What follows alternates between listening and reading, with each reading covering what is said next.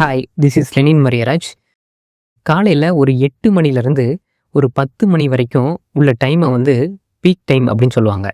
ஏன் அப்படின்னா, இந்த ஸ்கூலுக்கு போகிறவங்க, காலேஜுக்கு போகிறவங்க, வேலைக்கு போகிறவங்களாம் இந்த டைமில் தான் வந்து கிளம்பி போயிட்டு இருப்பாங்க. ஸோ ரொம்ப ரஷ்ஷாக இருக்கும். ஸோ கூட்டமாக இருக்கும். பஸ் கிடச்சி போகிறதுக்குள்ளேயும் போதும்னு ஆயிரும். இதை பீக் டைம் சொல்கிறதுக்கு பதிலாக ப்ரெஷர் டைம் சொல்லலாம். ஏன்னா போய் சேரதுக்குள்ளேயும் ஆஃபீஸ்க்கோ, ஸ்கூலுக்கோ, காலேஜுக்கோ போய் சேரதுக்குள்ளேயும் வந்து அப்படியே ப்ரெஷராக இருக்கும். போய் சேர்ந்துருவோமா அப்படிங்கிற லெவலுக்கு ரொம்ப ப்ரெஷராக இருக்கும். ஸோ வந்து இதை ப்ரெஷர் டைம் கூட சொல்லலாம்.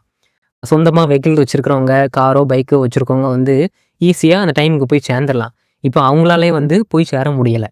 ஏன்னா வந்து டிராஃபிக்காக இருக்கும், சில நேரங்களில் ரொம்ப கூட்டமாக இருக்கும், ரஷ்ஷாக இருக்கும், அப்படியே ஊந்து போகிற மாதிரி இருக்கும். ஸோ அவங்களாலே இப்போ வந்து போக முடியலை.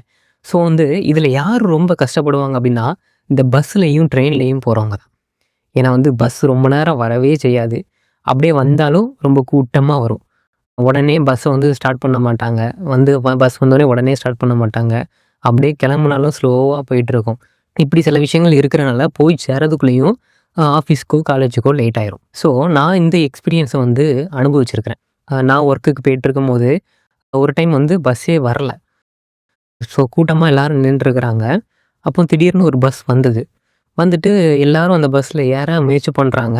போய் ஒவ்வொருத்தராக ஏறிட்டு இருக்காங்க. ரொம்ப கூட்டம் நெரிசல் அப்படியே ரொம்ப கூட்டமாக இருந்தது. அப்போது என் பக்கத்தில் வந்து ஒரு கர்ப்பிணி பெண் வந்து நின்றுருக்காங்க. அது அவங்களும் ஏறதுக்கு ட்ரை பண்ணுறாங்க. ஆனால் அந்த கூட்டத்தில் வந்து ஏறினா எதுவும் ஆயிருமோ அப்படிங்கிறதுக்காக ஒதுங்கி நிற்கிறாங்க. ஸோ இதை பார்க்கும்போது ரொம்ப கஷ்டமாக இருந்துச்சு. இந்த பிரச்சனையை எப்படி சரி பண்ணலாம் அப்படின்னா, அந்தந்த மெயின் பஸ் ஸ்டாப்பில் இருக்கிற அதிகாரிகள் வந்து இந்த கூட்டத்தை வந்து கண்டிப்பாக கவனித்து அப்பப்போ அதுக்கான பஸ்ஸஸை வந்து மெயின் பஸ் ஸ்டாண்ட்லேருந்து அவங்க கொண்டு வந்தாங்க அப்படின்னா, கண்டிப்பாக இந்த கூட்டத்தை வந்து சரி பண்ணலாம். ஸோ வந்து நிதானமாக எல்லோரும் போயிட்டு வரலாம். அந்த 8 மணிலேருந்து 10 மணி வரைக்கும் ஒரு ரஷ்ஷான டைம்னால, ஸோ அடிக்கடி இந்த டைமில் வந்து பஸ் இருந்தது அப்படின்னா, கண்டிப்பாக வந்து எல்லாருமே நிதானமாக போயிட்டு வரலாம். ஒரு நல்ல ஒரு ஹாப்பியான ஒரு பயணமாக அது இருக்கும். சில நேரங்களில் இந்த ப்ரெஷர் டைமில் வந்து கண்டக்டர் சில்லறையே தர மாட்டேங்கிறாரு, இல்லை நம்ம சில்லறை கொண்டு போகலை அப்படின்னா, அதுவே கொஞ்சம் ப்ரெஷராக இருக்கும். என்னடா சில்லறை எப்படா தருவாங்க அப்படின்னு சொல்லிங்கிற லெவலில் நம்ம பார்த்துட்டே இருப்போம். நான் ஒரு டைம் வந்து பஸ்ஸே வரல. ஒரு பகுதியிலேருந்து ஒரு வழியாக போகிற பஸ் மட்டும் வந்துட்டு இருந்தது.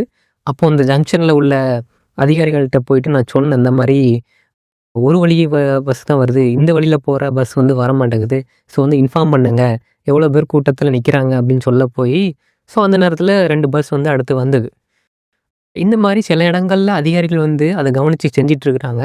இன்னும் சில இடங்களில் வந்து கொஞ்சம் அதை அப்படியே விட்டுட்டு இருக்கிறாங்க. ஸோ வந்து இதை பார்த்து செஞ்சாங்க அப்படின்னா, கண்டிப்பாக வந்து எல்லாருமே நிதானமாக கண்டிப்பாக போயிட்டு வரலாம். எப்படி காலையில் 8 மணிலேருந்து 10 மணி வரைக்கும் ஒரு ப்ரெஷர் டைமாக இருக்கோ, அதே மாதிரி தான் ஈவினிங்கும். எப்பண்டா சீக்கிரம் வீட்டுக்கு போவோம் பஸ் கிடச்சி அப்படிங்கிறதுக்காக எல்லோரும் வெயிட் பண்ணிகிட்டு இருப்பாங்க.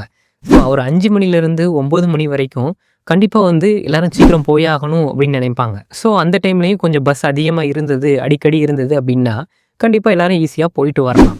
இந்த பீக் டைமை ப்ரெஷர் டைமாக ஆக்கியாச்சு. இனிமேல் பீஸ்ஃபுல் டைமாக கொண்டு போகணும் அப்படின்னா, அது நம்ம கையில் தான் இருக்குது. தேங்க்யூ.